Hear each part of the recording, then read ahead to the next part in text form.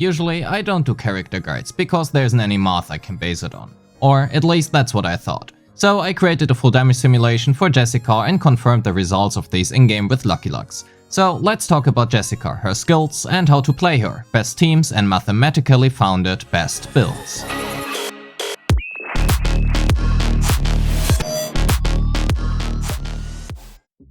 Let's first shortly talk about her kit. Her ultimate, Gaze from the Forest, deals reality damage to all enemies and inflicts poison on them for 2 rounds.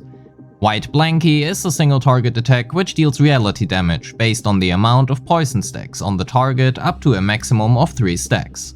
Due to this ability, we want to make sure to always have at least 3 stacks of poison on our main target. Her last skill, Good Friends, is a 2-target mass attack, which deals reality damage and does additional damage if the target is inflicted with stats down, next status or control status effects. Poison counts as a negative status, so this plays well into her kit.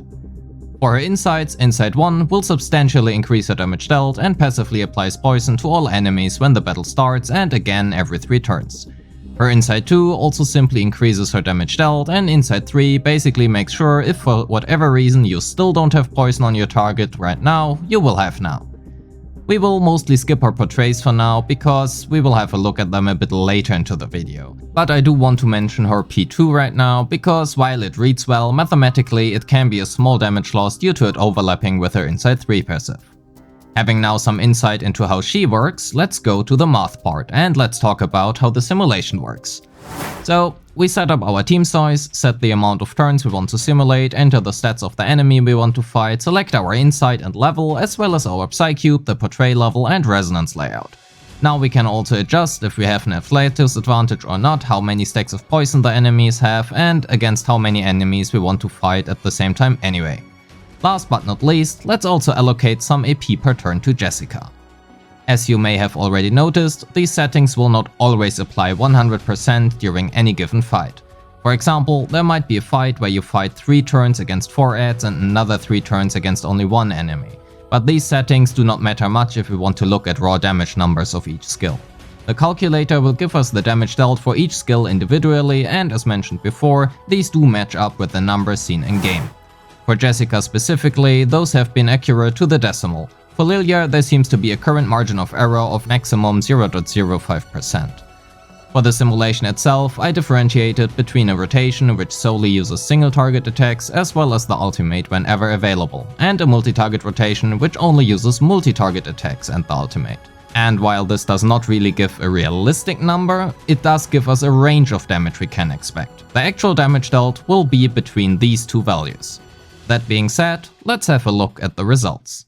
Going from Insight 2 level 1 to Insight 2 level 50 will give you a raw damage increase of around 48%, where going all the way from Insight 3 level 1 to Insight 3 level 60 will only grant you another 15% damage. For the Psychubes, if you can guarantee a 100% active time on Blasphemer of Night, this will be the best weapon to bring. In long and drawn out fights with many early adds to defeat, and if you cannot keep BUN's amplification effect active, Hopscotch will take the 2nd place. However, that is only after reaching 4 stacks. If you want to go the safest way, his Bound and Duty will grant you the most consistent damage output without having to meet any conditions, coming only short of around 2 to 3% less damage than BUN with 100% uptime. Technically, you could also use Thunderous Applause on her, but that will only really give you anything meaningful if you also run a crit-based resonance layout, and maybe also have Tooth Fairy. Speaking of which, the resonance layout. Just mathematically, on average over many fights, a crit-based resonance layout without Tooth Fairy in your team would grant you just slightly more damage. However, and this is a big however, if you have Tooth Fairy in your party, or you simply take the previously mentioned small margin of error into account, or simply think for literally any small amount of second and realize that you only gain that damage if you actually crit, you will notice that going attack and damage bonus for your resonance will not only be of the same strength but also very consistent. Hence, don't do crit, go attack and damage bonus. For her teams, there really are only 2 ways of how she can be effectively played. Either in a team with Candida and Tooth Fairy or with Sotheby and Beacon Bloom. For the first, if you don't have Tooth Fairy, you can also substitute her with the likes of Medicine Pocket, but regardless of the team you run, Sotheby or Kanjira, which will be available with patch 1.3, are somewhat mandatory to satisfy Jessica's strong need for poison stacks, as she loses out on about 20% total damage for each stack of poison she is missing, up until 3. If paired with Sotheby, she can also proc all those stacks for some very juicy burst with her ultimate. For her Portrays, you are better off saving your money, as going from P0 to P15 only grants you around 15% additional damage. Last but not least, let's shortly compare her numbers to Lilya's numbers to get a rough idea on how good she is. Please note that I'm not 100% finished with Lilya's calculations and her margin of error is slightly larger.